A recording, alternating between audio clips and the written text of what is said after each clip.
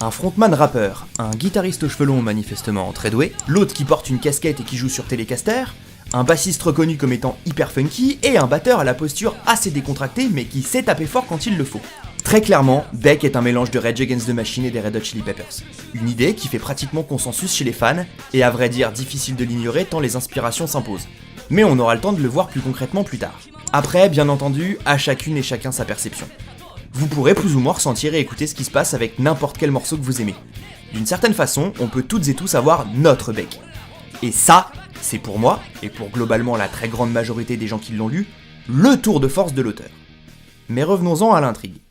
On suit donc les tribulations de notre héros et de son fameux groupe Beck sur les routes escarpées du succès.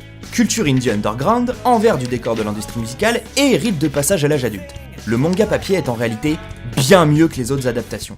En plus d'être bien plus long et généreux, il creuse évidemment davantage les relations entre les personnages, qui sont pas toutes de tourpeau, mais aussi tout un tas de sujets. Il nous propose un récit de tranche de vie classique mais réaliste et convaincant, pour finalement s'avérer être beaucoup plus intéressant que ses dérivés. Il nous plonge aussi vraiment dans la vie de musiciennes, musiciens et de fans de musique de tout type. C'est le premier truc qui m'avait frappé à l'époque. Des petites crises d'ego au coup dans le dos en passant par les manigances des pompes du métier, mais aussi l'enthousiasme des fans qui viennent voir leurs potes jouer, la chaleur réconfortante des bars, les disques qui passent de main en main et les magasins de gratte remplis de trésors. J'étais vraiment dans mon monde.